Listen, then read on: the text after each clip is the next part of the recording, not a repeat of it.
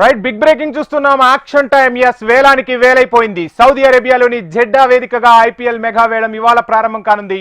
2 రోజుల పాటు జరిగే ఈ వేలంలో ఆటగాళ్లను కొనుక్కునేందుకు ఫ్రాంచైజీలు కోట్లు వెదజల్లేందుకు సిద్ధమవుతున్నాయి. మధ్యాహ్నం 3:30 ఐపీఎల్ వేలం ప్రారంభం కానుంది.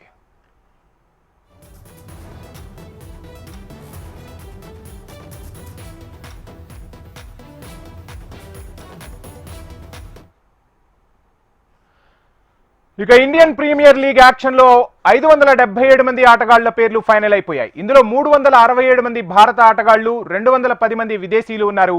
204 మంది క్రికెటర్లను మాత్రమే కొనుక్కోవడానికి వీలుంది. కనీస ధర 2 కోట్లుగా ఉన్న జాబితాలో 81 మంది ఆటగాళ్లు ఉన్నారు.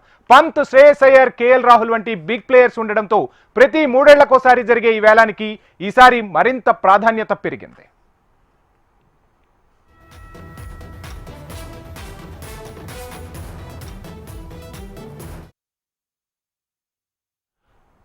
ఇక ఐపీఎల్లో ఎక్కువ ఫ్రాంచైజీలను ఆకర్షించే ఆటగాళ్ల జాబితాలో రిషబ్ పంత్ నేమ్ ఇప్పుడు ఎక్కువగా వినిపిస్తుంది. ఢిల్లీ క్యాపిటల్స్ ను వీడి వేలానికి వచ్చిన అతడి కోసం గట్టి పోటీ ఉండే అవకాశం ఉంది.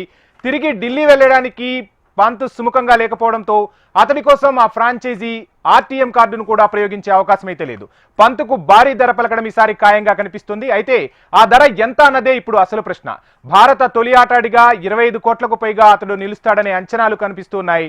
అయితే ఆ చేతిలో 45 కోట్లు మాత్రమే ఉన్న ముంబై ఇండియన్స్, 55 కోట్లున్న చెన్నై సూపర్ కింగ్స్ పంత్ కోసం పెద్దగా పోటీలో ఉండకపోవచ్చనే వార్తలు వినిపిస్తున్నాయి. పంజాబ్ కింగ్స్, బెంగళూరు మధ్య ప్రధానంగా పోటీ ఉండొచ్చు. ప్రతి 2 ఏళ్లకోసారి జట్టునంతా మార్చే అలవాటున్న పంజాబ్ కింగ్స్ భారీ మొత్తంతో బరిలోకి దిగుతుంది. కెప్టెన్ అవసరమున్న జట్టు పంత్ కోసం ఎక్కువ బిడ్ చేసే అవకాశాలైతే స్పష్టంగా కనిపిస్తున్నాయి.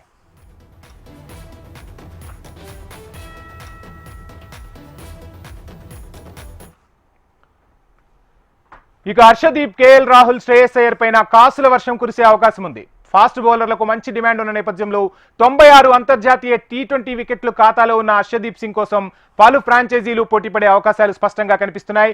ఇక బ్యాటర్లు కేఎల్ రాహుల్, శ్రేయస్ అయ్యర్లకు కూడా మంచి ధరే పలికే అవకాశాలు స్పష్టంగా కనిపిస్తున్నాయి. శ్రేయస్ ను ఢిల్లీ, రాహుల్ ను కోల్కతా కెప్టెన్లుగా నియమించుకోవాలని ఉవ్విళ్లూరుతున్నాయి. ఇక ఇతర భారత బ్యాటర్లలో ఇషాన్ కిషన్ కు కూడా మంచి ధర పలకడం ఖాయంగా కనిపిస్తుంది.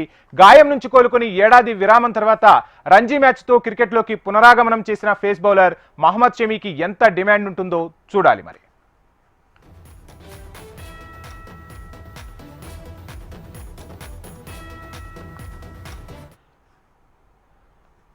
ఇక వేలంలో ఆటగాళ్లను కొనుక్కోవడానికి మొత్తంగా 10 ఫ్రాంచైజీల వద్ద 641.5 కోట్లు ఉన్నాయి. అత్యధికంగా 110.50 కోట్లతో పంజాబ్ కింగ్స్ వేలంలో వేటకు సిద్ధమైపోయింది.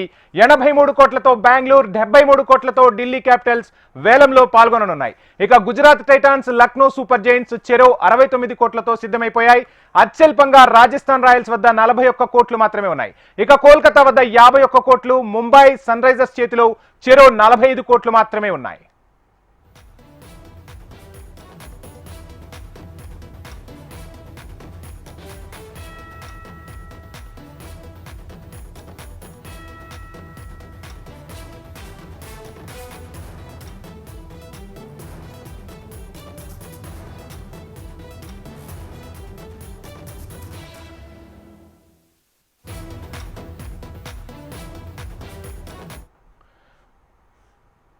సో మొత్తంగా మరికొద్ది గంటల్లోనే వేలానికి ఆటగాళ్లు సిద్ధమైపోతూ ఉన్నారు. సో ఎవరిని దక్కించుకుంటారు అనేది చూద్దాం. దీనికన్నా ముందు ఒక షార్ట్ బ్రేక్ తీసుకుందాం. బ్రేక్ తర్వాత సుధీర్ మహావతి, స్పోర్ట్స్ అనలిస్ట్ మీ ముందుంటారు.